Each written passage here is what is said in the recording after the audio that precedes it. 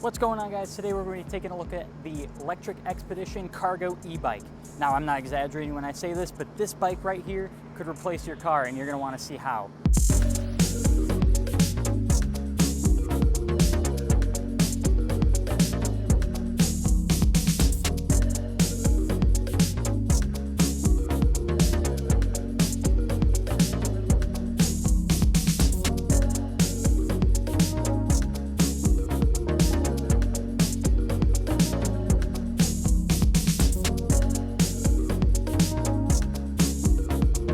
We're going to first start off by going some of the aspects, and then we'll go do a speed test, and then we're going to see how well it can climb hills, and trust me, you're going to want to stay tuned and see how well it does. With all of this bike's amazing features, incredible capabilities, and its incredible price, really makes this a competitive option if you yourself are looking for an electric bike, especially if you're looking for a cargo/utility bike.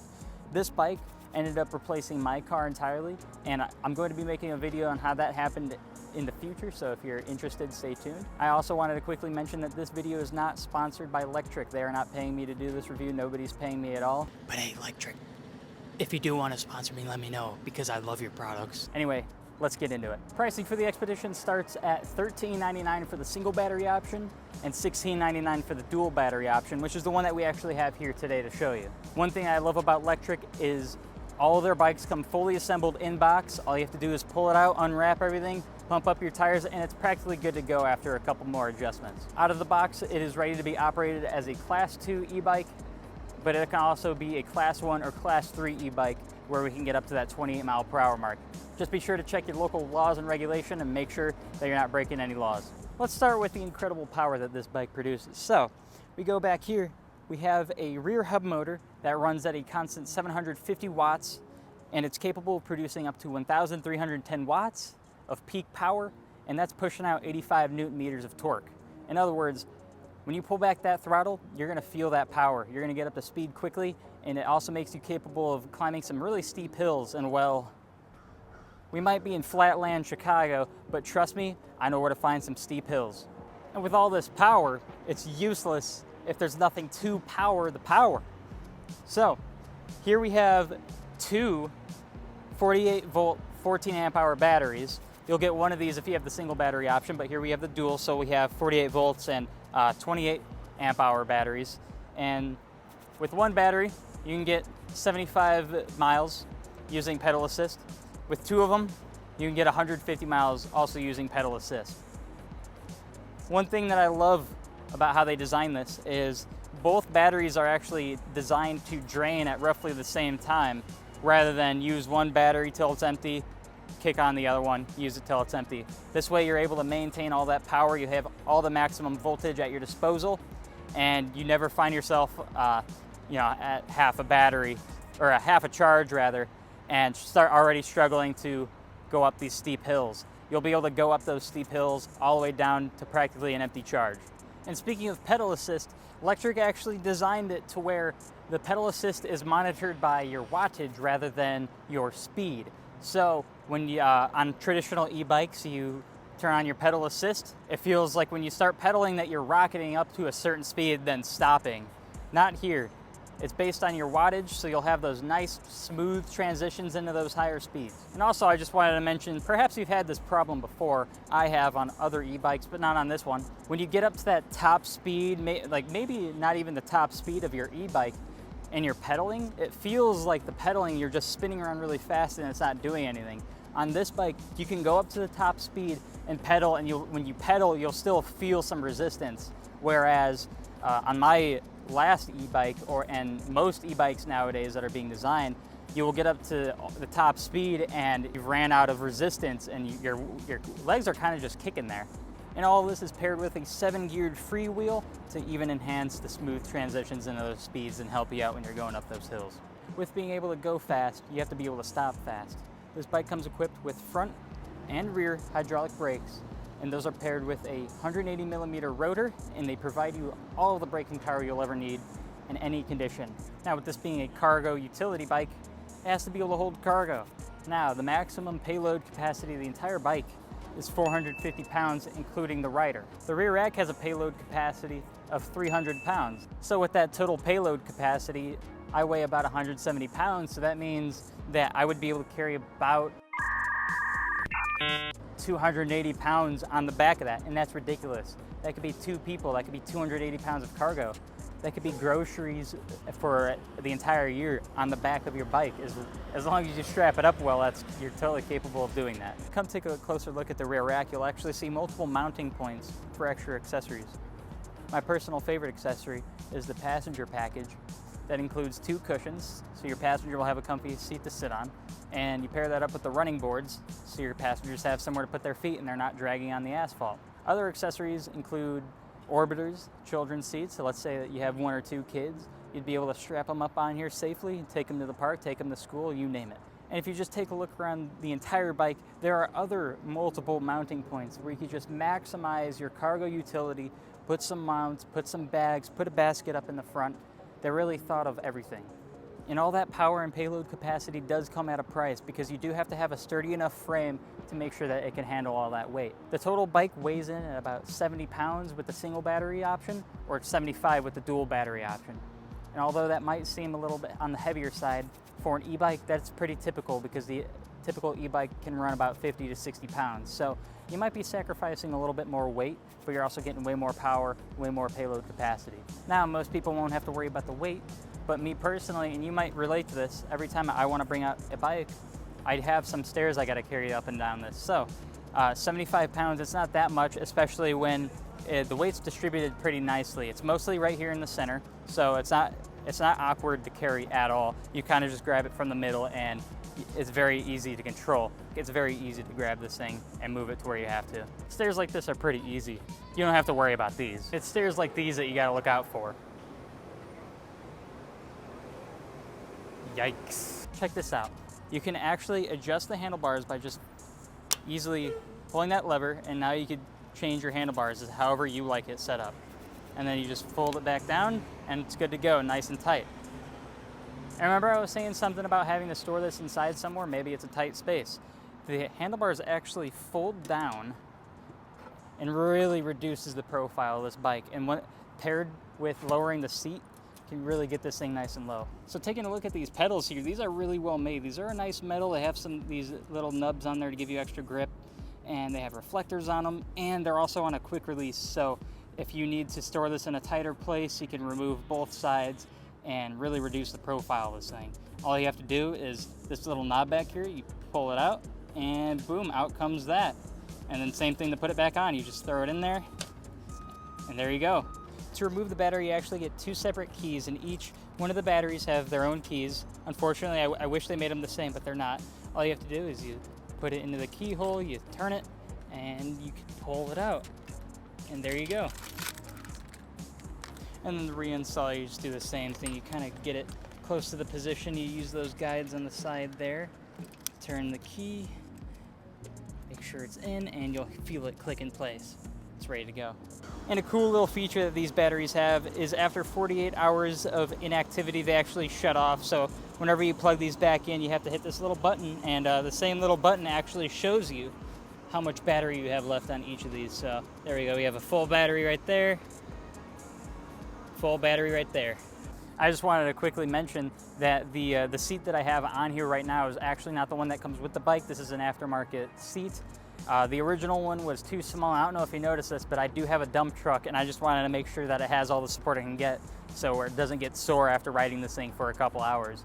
And speaking of the seat again, is the amount of ridiculousness that is involved with the extent, like how high you can extend the seat. This right here is as high as you can safely extend the seat and be able to ride it. Isn't this ridiculous? This thing is almost as tall as I am. So if you are a giant, you're covered, you could ride this bike. And if this video gets 100 likes, I will attempt to ride my bike just like this. And yeah, we'll go from there. We'll see what happens. So some of the other smaller features on this bike include these custom 3-inch tires. And so these are street tires for sure. Check out the tread on those. But they actually come pre-installed with slime, which helps prevent any sort of punctures or holes. So that was a nice touch by Lectric. So right underneath, or right above that rather, is this front headlight. And you know, it is a headlight. It could be a little bit brighter, but it does the job in most scenarios. It does have a nice wide angle, so it covers a lot. It isn't too bright though, in my opinion. I wish that could have been improved on. Right back here we have the rear tail light, and unfortunately Lectric missed out a great opportunity to make this activated by the brake. However, it does not do that, but it is nice and bright for that extra visibility. And another little feature that I like are these little pieces of plexiglass right here that kind of protect everything from the inside of the motor, and on this side especially, where let's say you have some cargo here, you might have a person sitting here, all their articles of clothing and shoelaces are kind of protected from getting caught in the wheel or the chain here. So that's a nice touch. You can really tell that they put a lot of care into this. Everything is controlled right here on this LCD screen, and you control everything with these buttons right here, these 3 buttons. It's very simple. You can see your battery, your speed, what pedal assist you're in, and you can track your mileage. And there are a couple other options. You can have your trip mileage, your voltage, see your current that you're currently running at, and much more. And there's a lot of different options here. And right here, this is how you change your gears. So you press this in to go down a gear, press that to go up one. Boom. And I'm just going to take a quick second and show you some of the things I have installed on here for my own personal use. None of these things come with the bike. They're just kind of installed on there for my daily needs. They're going to be covered more in depth in the video that I make about how this replaced my car. So if you're interested, stay tuned for that. This right here, this round device, is actually a horn, and it's wired up to a thumb switch right there. That activates the horn. I'm not going to do it because it is really loud, and there's a couple people over here. I don't want to alert them. I also got this handlebar extender because the way that they design the handlebar does make it a little bit hard if you want to have other accessories, maybe have an extra light, a phone mount. Not too much real estate here, so I did get a handlebar extender. There's lots of room up there. And connected to that is actually this little waterproof bag here. Is just a emergency repair kit and a couple tools to use on the bike. Finally, we have a bell, and I use that to alert pedestrians instead of honking the horn at them and scaring the crap out of them. Up next is that little black device right behind those batteries right there. Let's see if I can get a good angle. There we go. That is an alarm, and it's connected to this key fob right here. So if I'm going in to grab a coffee, I just throw that on, lock it up. It's super loud, so if anyone tries messing with the bike, I'm always alerted. And last but not least, it's a little hard to see here, but this is a battery box here, and if you look closely, there's this really thin wire, and this is actually a LED rim light, and they look really cool at night. It makes it look like I'm riding a Tron bike, but those are controlled with a button, and they're really cool to have. But anyway, I've done enough talking. Let's see how fast we can really get this thing going. This is what the setup's going to look like. I have about 20 pounds of film equipment in this bag right here, and this is actually a Riedel bag. If you know what Riedel is, let me know down in the comments, because you are a classy individual. And then I have another 10 pounds in my backpack. So we're looking at about 200 pounds of payload. So let's get into this test. I'll tell you what though, it feels amazing to be on the move because my ginger skin was cooking in the sun. I wouldn't be surprised if you could watch me get sunburnt during the filming of this video. We might be able to do a speed test here if we could time the other light correctly, but we're gonna be stuck behind all these cars. All right, we got a green light up here, crossing Whacker. Let's get this top speed.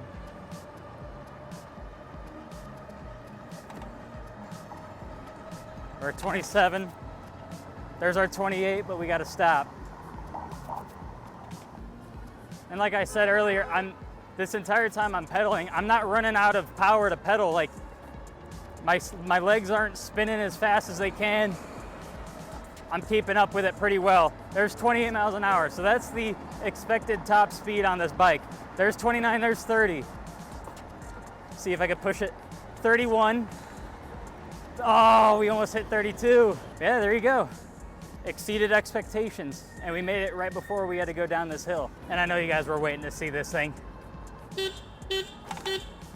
It's just as loud as practically a motorcycle horn. That's literally what it is. But it is ear blasting if you're in front of it. See if we can get speed going again. Hopefully we get this green light up here. 26, 28, 29, 30. And I'm still pedaling. I'm still pushing the pedals. I'm not running out. With blowing against the wind, that might have been playing a factor. That or that I'm just out of shape. Check this out. Skinny bike, skinny problems. Yeah, that's right. And these hydraulic brakes feel amazing. We're here at Stetson and East South Water Street, where most people come and get lost in the underground roads here in Chicago, but we're here to conquer that hill right there. It's steep, it's about 180 yards long. We gotta have enough power to keep climbing. We're gonna crest that hill. We're gonna see how well we do. And remember, we're gonna do two tests. We're gonna do one where we start from a stop, and then we're gonna do one from where we have a little bit of speed, probably starting at this stop sign right here. Let's do it. All right, so we're gonna start from a stop first. So I'm gonna come right here to this black line. We're gonna stop, and I'm gonna do a mixture of throttle and pedal assist. All right, now we're just doing pedals.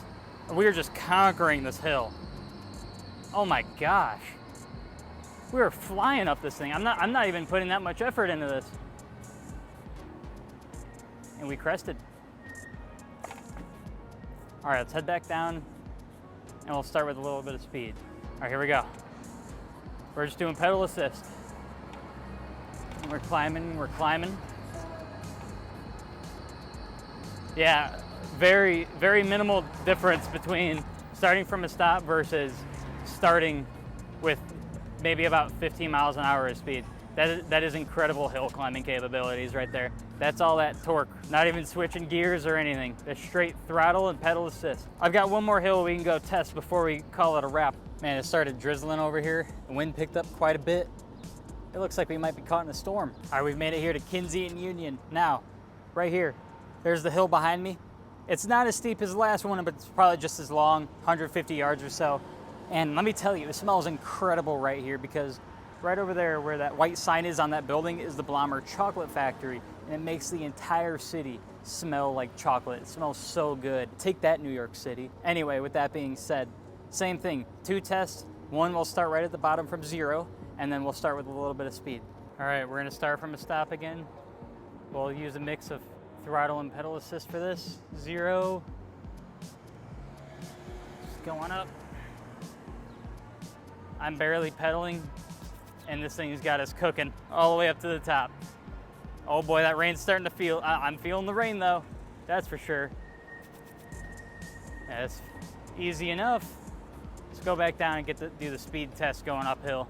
We'll start from the stop sign back here, and we'll just mainly do pedal assist. All right, here we go.